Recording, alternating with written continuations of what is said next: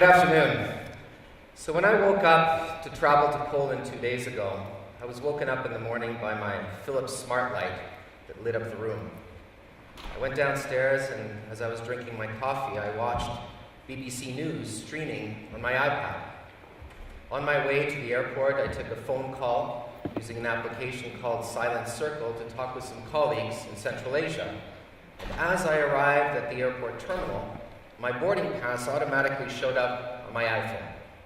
Now, is there anything strange about anything that I've said? Probably not. Any of the technologies that I've described are something that all of you are using, or at least know someone who's using. But here's the kicker. Not one of the technologies that I described existed 11 years ago. Technology has silently colonized our lives, transforming the way we live, the way we think, and the way that we do things. However, that colonization has happened in ways which are imperceptible, but with large-scale social, political, and economic consequences. We're living in many times, as we can surmise, in revolutionary times. But like those who live in revolutionary times, our awareness of how our behavior, how the environment around us is being shaped, is almost imperceptible unless we look at how it affects others. And Africa gives us an interesting case study. Less than 20% of all Africans have access to a bank account, yet the vast majority of online transactions are currently happening in that continent. Now ask yourselves, what happens when one of the fundamental markers of what state responsibility is, the ability to set the value of money, trade, economic activity, migrates from the land of institutions, whether those are nation states or institutions such as banks, and to the prerogative of individuals? In a sense, we are living through perhaps the largest empowerment of individuals in the history of mankind, where more people in more places can make choices over where they live, how they act, what they access in terms of knowledge, and what they do with that access of knowledge. In places such as Syria, or actually in economic terms, we can actually start to quantify what this emergence of the digital economy actually means. According to the World Bank and several global consultancies, presently the global economy is worth about $107 trillion in terms of GDP. Over the next 5 years, approximately half of that is going to be attributable directly to what we call the digital economy. Now this is an average, which means in some countries it's going to be higher and some lower, but about a quarter of all goods and services produced and traded globally come from this infrastructure. And those consequences, the consequences of that are tremendous. In the petri dish of Syria, for example, we've seen the adoption of common everyday IoT devices such as GoPro cameras to the hard task of moving material and tanks through urban environments. We've seen the emergence of cheap commercial drone technologies, which has given us access or a peerage into denied zones such as conflict zones and others around the world. We've seen also the emergence of technologies which have asked populations, which otherwise couldn't tell you where Europe is, to self-guide themselves using small, cheap, accessible supercomputers, 5G not yet, but 4G, in order to move vast amounts of people towards economic opportunity. Now, this is an interesting metaphor for the social impacts and the counterintuitive social impacts of these technologies. Does anybody know what this photograph is? This is a photograph of an Egyptian surveillance helicopter hovering over Tahrir Square, lit up from below by hundreds of people holding small handheld lasers such as this. This is a metaphor for a form of radical transparency which now defines the way that the internet empowers individuals. We have a word in English called surveillance, which implies the ability of the large and resourced to have perspective over the activities of the small and the many. But there's another word that we need to start learning, surveillance, which is the ability of the small and the many to gain perspective on the large and the big. There's unlikely to be an event somewhere in the world in the future where somebody holding a small, handheld cell phone is not going to be documenting this event for posterity or for evidence. Now, the last time we had a transformative technology, satellites, which opened up the era of spaceflight, we had a global consensus to try to define rules under which that technology could be put to the use and the safe use of the majority of individuals. Between 1957, when Sputnik was launched, and 1968, not only did we see the emergence of a convention on the peaceful use of outer space, but we actually saw the establishment of a global treaty office under the auspices of the United States or the United Nations to be able to govern this particular space.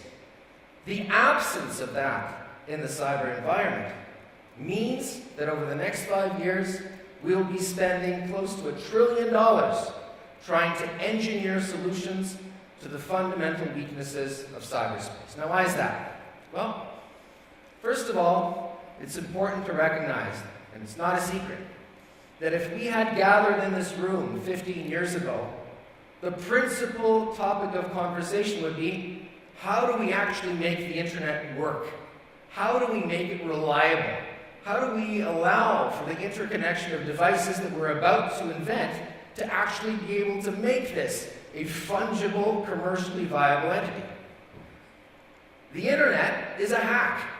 At its basic engineering DNA, it was meant to provide resilience, to provide the ability for disparate devices and applications to talk. It was never, ever built for security. Therefore, any attempt to try to engineer security onto the internet effectively is a patch. And patches, by definition, are meant to be temporary fixes and not long-term solutions.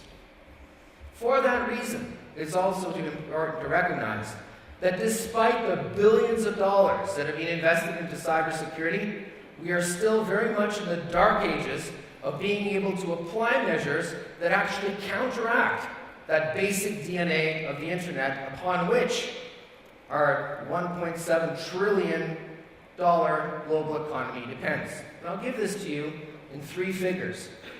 There are proof for this in 3 figures. And they all start with the figure 9. So first is 92% of all malware uses a single control channel in order to activate itself, something called the domain name system. And there was a talk this morning to mention that. However, only 30% of the most valuable corporations in the United States have any perspective over their DNS traffic. So ask yourself, or say that 3 times to yourself, 92% of the problem is visible through this control channel.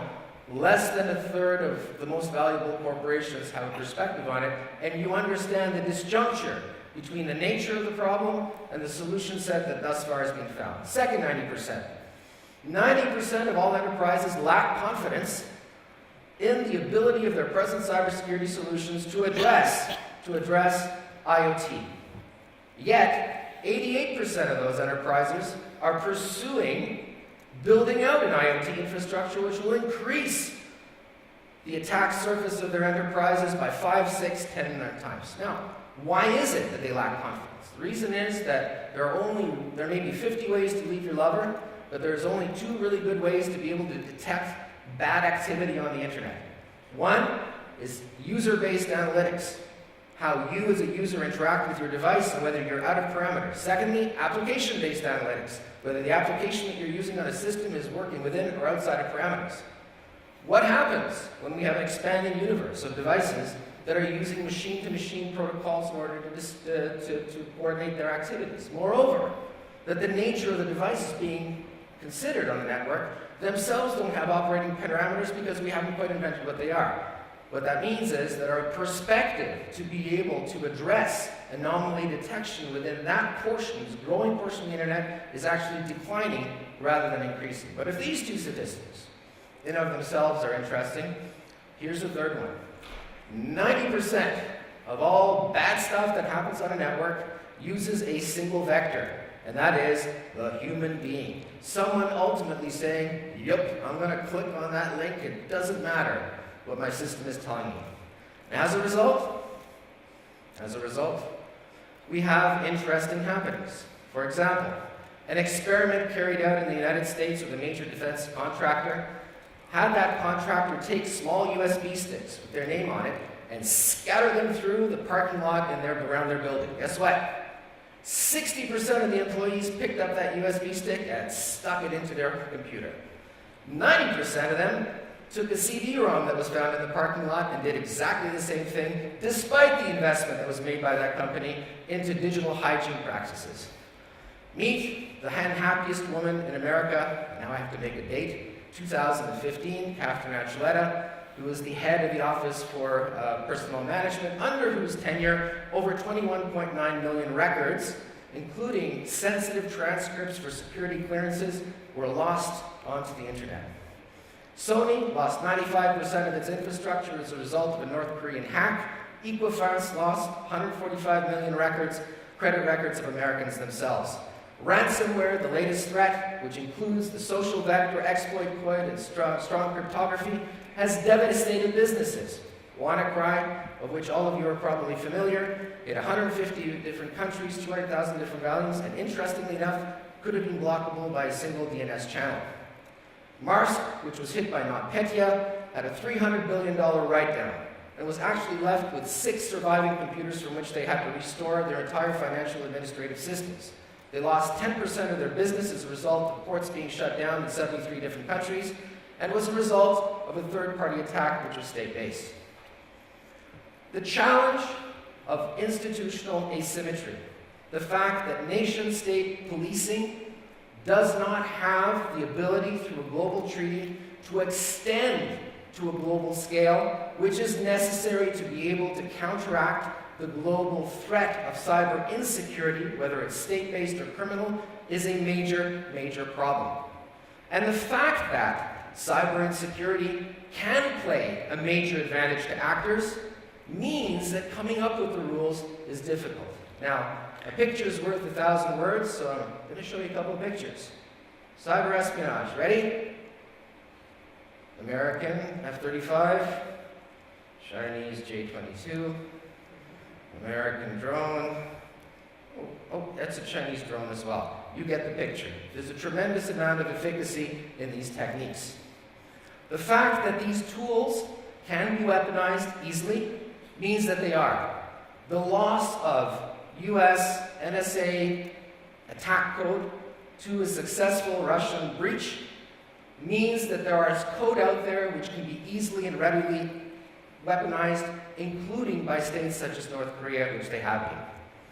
These threats are now existential. They are no longer just a write-down on somebody's corporate books. So the question is, what do we do about it?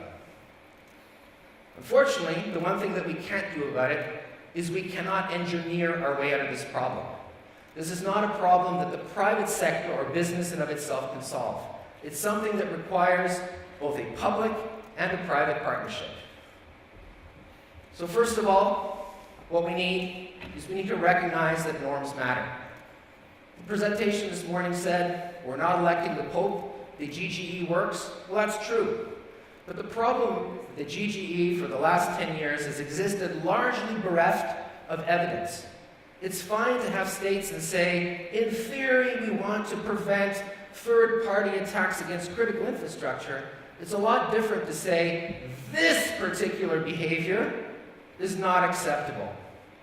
And here, I think I'd like to commend what we saw in the last week on the part of the Dutch especially, but also the UK, Canadian, and US government, is starting to call out bad behavior in terms of saying, we can actually show, because we're not afraid to overclassify, exactly what behavior is not acceptable. Because only by doing that do we start to create the means to address that in a real way within an international forum where norms are being discussed. Second, we need to think about accountable governance in cyberspace. And this is both at the global as well as the national level. When cars were first introduced into the streets of the United Kingdom, who was responsible for traffic rules? Does anybody know?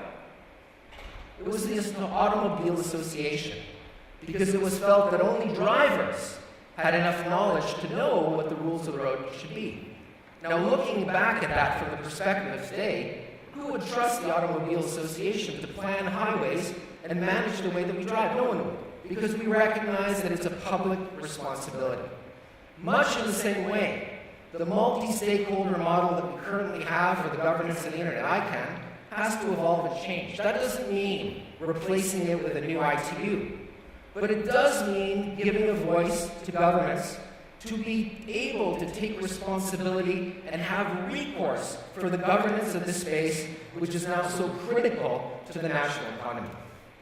Thirdly, we need to start introducing trust into computing and to the computational infrastructure.